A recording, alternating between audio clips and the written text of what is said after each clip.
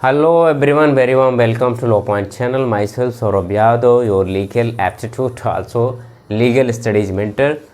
भाई आप लोगों के बहुत सवाल हैं ना CUET PG के जो बच्चे हैं, क्योंकि उनकी काउंसलिंग नहीं हो रही है, वो बच्चे हैरान हैं, परेशान हैं और साथ साथ उनके मन में बहुत सारे डाउट्स हैं। हालांकि मैंने कुछ डाउट्स बहुत पहले ही क्लियर कर दिए हैं, फिर भी वो डाउट्स मैं एक बार फिर से क्लियर करूँगा, है ना। पहला तो सवाल आपका ये है कि सर BHU का जो PG LLB है उसकी काउंसलिंग कब से शुरू होगी।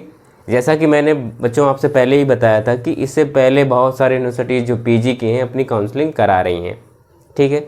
लेकिन आपका सवाल BHU को लेकर है, तो मैं इस पर डिस्कस करूंगा कि BHU की काउंसलिंग कब से स्टार्ट होगी और क्या होगी, ठीक। और दूसरा जो एक मैक्सिमम सवाल आया है कि सर जो हमारा कोर्स कोड था PG Q40 जो कोड था वो कितने कोर्सेज़ के लिए अवेलेबल है ना। क्या सर मैं उन सारे कोर्सेज़ के लिए एलिजिबल हूँ, क्या मैं वहाँ फॉर्म डाल सकता हूँ, क्योंकि मैंने फॉर्म भरते समय स्पेसिफिक LLB सब्जेक्ट या हम कहें LLB कोर्स चूज नहीं किया था।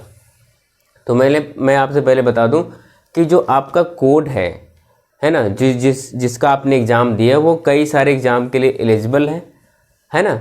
आप अलग अलग फॉर्म डालना पड़ेगा, जैसे BHU जो शुरू कराएगा तो उस केस में आपको अलग अलग फॉर्म डालना पड़ेगा। लेकिन बच्चों एक चीज़ आपको और देखनी पड़ेगी कि उस कोर्स की क्या एलिजिबिलिटी क्राइटेरिया है, वो आपको ज़रूर चेक करना पड़ेगा, है ना। आज वीडियो बहुत लंबी ना हो इसलिए मैं आपको शॉर्ट फॉर्म में सारी चीज़ें बताऊंगा, है ना। मतलब कि आपको कोर्स पता हो जाएंगे।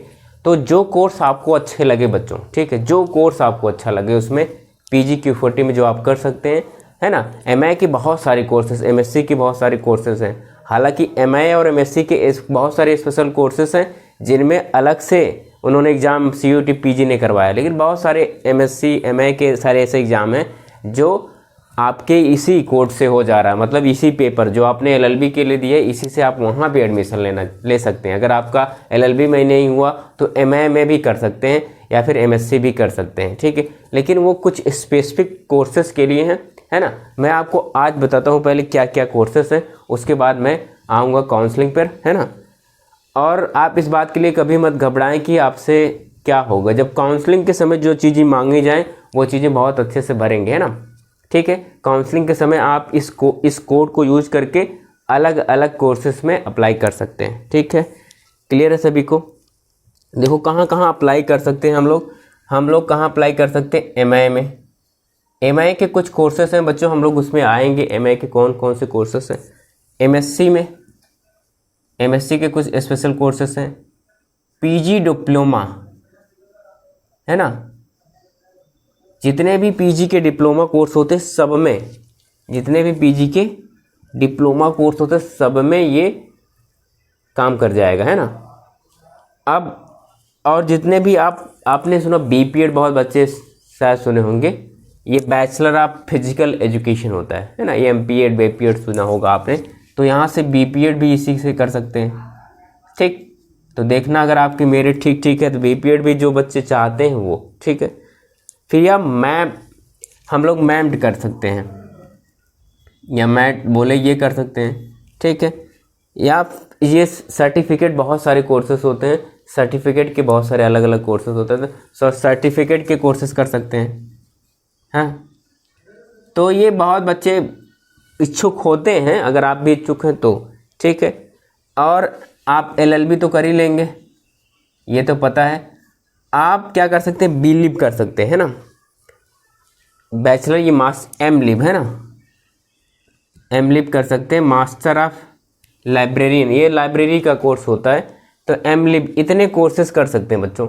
आप इतने कोर्सेज के एलिजिबल हैं, है ना। एक कोर्स और है MWOC, है ना। तो BWOC MWOC वगैरह आप जानते होंगे, ये सब BA का है, आर्ट के कोर्सेस है। तो इतने कोर्सेस आप इस कोड से कर सकते हैं। किस कोड से, PG Q40 ना, जो भी लिखें Q40 जो आपने LLB में दिया है। अब देखो MA के बहुत सारे स्पेसिफिक कोर्स हैं जिसमें आप कर सकते हैं। मैं उनके थोड़े से नाम गिना देता हूं ताकि आप जब भी आपको लगे इसमें से आप चूज कर लेना कौन सा करना है, उसकी एलिजिबिलिटी क्राइटेरिया बहुत अच्छे से देखनी है, ठीक है। आप देखो MA इन मास कम्युनिकेशन कर सकते हो। मास कम्युनिकेशन समझते हो, जो बच्चे न्यूज़ रिपोर्टर बनना चाहते हैं ना, वो मास कम्युनिकेशन करते हैं। तो यहाँ से भाई मास कम्युनिकेशन आपका हो जाएगा अगर आप चाहते हैं तो, ठीक। और इसी कोड को लेकर आप MLib भी कर सकते हैं, जैसा मैंने बताया कि मास्टर ऑफ ये लाइब्रेरी एंड इंफॉर्मेशन साइंस, तो यहाँ से MLib भी कर सकते हैं, ठीक।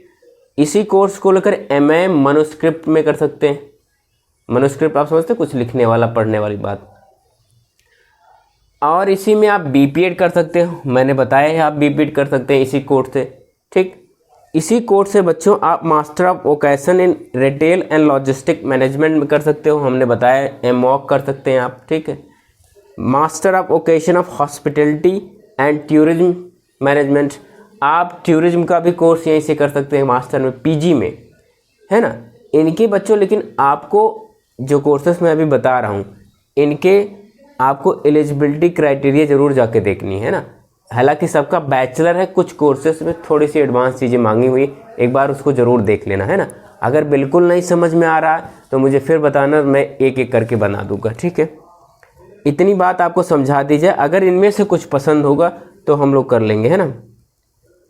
अब MI और किस में हो सकता है, master of vocation fashion technology and apparel design.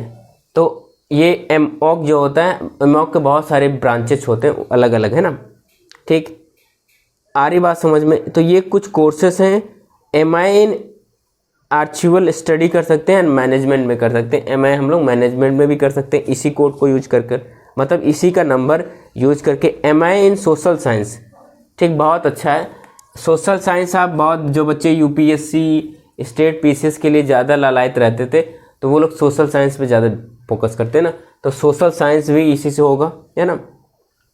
और साथ साथ जेंडर स्टडीज़, है ना, आप जेंडर स्टडीज़ का सब्जेक्ट जो है इसी MA जेंडर स्टडीज में, है ना, MA लिंग अध्ययन में, ठीक।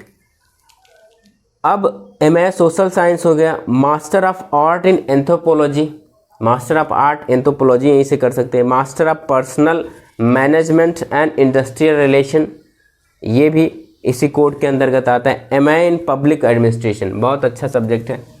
पब्लिक प्रशासनिक, है ना, प्रशासनिक विधि जो होती है ना, प्रशासन कैसे चलता है उसको हम लोग, एडमिनिस्ट्रेशन कैसे चलता है उसको हम लोग MA में भी पढ़ लेंगे इसी कोड से, है ना। ये सब जो बच्चे होते हैं ना, ये सब UPSC की जो तैयारी करते हैं, जो स्टेट PCS की तैयारी करते हैं ना, तो वो लोग ऐसे सब्जेक्ट को चूज करते हैं क्योंकि उनको मेंस में वो सारी चीज़ें एक सब्जेक्ट अपना लिखना पड़ता है, ठीक। MI in conflict management and development, MCMD बोलते हैं, ये भी यहीं से हो जाएगा।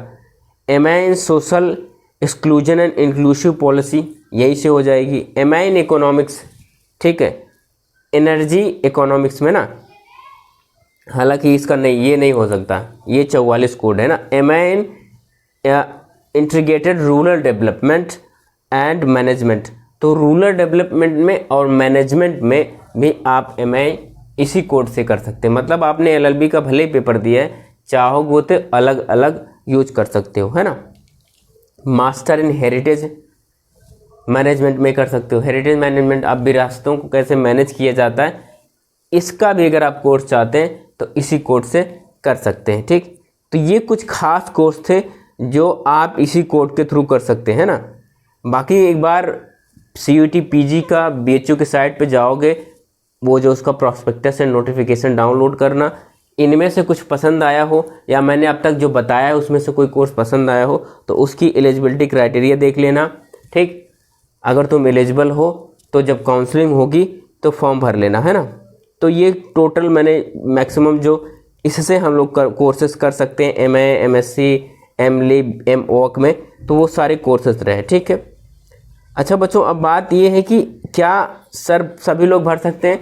बिल्कुल। अगर आपने PGQ40 का एग्ज़ाम दिया है, मतलब LLB का एग्ज़ाम दिया है, तो आप ये मत सोचिए सिर्फ आप LLB के लिए एलिजिबल हैं, आप सारे कोर्सेज के लिए एलिजिबल हैं जो इसके अंतर्गत आते हैं, ठीक है। बस काउंसलिंग भरते समय आप अलग अलग फॉर्म भरेंगे, अलग अलग रजिस्ट्रेशन कराएंगे। अब दूसरा सवाल है, सर रजिस्ट्रेशन होगा कब? PG की BHU की काउंसलिंग कब चलने वाली है, ठीक, ये सवाल है। तो बच्चों मैं जहाँ तक अभी आसार दिख रहे हैं, देखो पहले तो बात यह है कि अभी यूजी के सारे काउंसलिंग लेटर बन रहे हैं। अभी डिपार्टमेंट में, अलग अलग डिपार्टमेंट में काउंसलिंग लेटर सबके बन रहे हैं यूजी के, ठीक। यूजी में ही अभी कुछ बच्चों के डाटा बाद में एनटीए ने भेजा है, लगभग 400 डाटा या 500 के आसपास डाटा बाद में भेजा है, जिसकी वजह से वो 500-600 लेटर बाद में टाइप हो रहे हैं। और उससे पहले भी बहुत सारी कमियां रह गई थी, है ना, प्रेफरेंस वगैरह को लेकर बच्चों ने नहीं सही से किया था, तो वो काम इस वजह से थोड़ा डिले है। दूसरा, क्योंकि अभी यूनिवर्सिटी में सबका सेमेस्टर एग्ज़ाम चल रहा है, हर फैकल्टी में सेमेस्टर एग्ज़ाम्स चल रहे हैं, ठीक है। तो जहाँ तक मेरा अनुमान है, जहाँ तक मैं, कोई ऑफिशियल अपडेट नहीं है, लेकिन पूरा अनुमान मेरा है कि ये सब दीपावली के बाद ही पीजी का शुरू करने वाले हैं। इसका एक रीज़न और भी है, देखो बीएचयू को पता है कि भाई अभी डीयू ने भी एग्ज़ाम नहीं लिया है, तो इस वजह से वो भी जल्दबाजी के चक्कर में नहीं है।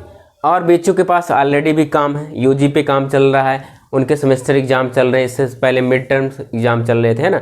और एनटीए भी देखो व्यस्त है। एनटीए ने क्या किया, अभी आप लोगों का पीजी छोड़ा, सीयूटी पीजी, उसके बाद नेट जेआरएफ लग गया है। अब नेट जेआरएफ जैसे ही ख़त्म हो रहा है, डीयू एलएलबी शुरू हो रहा है ना, तो वो भी ऐसे ही लगे पड़े हैं, है ना।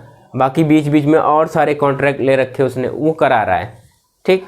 तो फिलहाल आप लोग काउंसलिंग को लेकर बिल्कुल चिंतित ना हो, काउंसलिंग की डेट जैसे आएगी मैं आपको अपडेट करूँगा।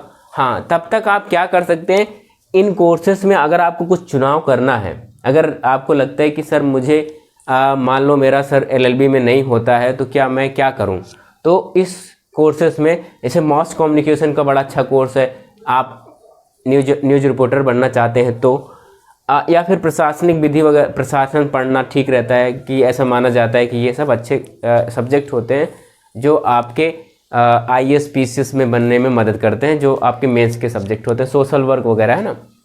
तो ऐसे जो भी आपको, मेरे कहने पे नहीं, जो आपको इंटरेस्टेड लगे, जो आपको सही लगे, वो आप अच्छे से चूज कर लेना, ठीक है। इसके बावजूद भी अगर कोई आपको प्रॉब्लम रह जाती है इन चीज़ों को लेकर, तो हम लोग फिर मिलेंगे, है ना। घबराने वाली कोई बात नहीं है, पेशेंस रखना है। जो बच्चे डीयू के लिए जा रहे हैं उनको सबको बेस्ट ऑफ लक, है ना। बाकी आप सभी पढ़ते रहें, है ना। हम फिर मिलेंगे कुछ नए इन्फॉर्मेशन के साथ। आप बिल्कुल मत घबराएं, जो भी आपके प्रॉब्लम रहे कमेंट में ज़रूर छोड़ दें। जैसे ही समय मिलेगा उस पर एक वीडियो आपके समझ प्रस्तुत होगी। आपके हर प्रॉब्लम, हर जितनी भी समस्याएं, उनका सलूशन देने के लिए मैं प्रतिबद्ध हूं, है ना। और प्रयास मेरा ये जारी रहेगा, ठीक है। तो आप मुझे सपोर्ट ऐसे ही करते रहें। हाँ, जो बच्चे नए होंगे पहले तो लाइक, शेयर और सब्सक्राइब कर लेंगे। जो बच्चे पुराने हैं उनका तो काम ही भाई इसको लाइक और सब्सक्राइब करना। तो हम लोग बहुत जल्द मिलेंगे एक नए और सुखद इन्फॉर्मेशन के साथ। जय हिंद।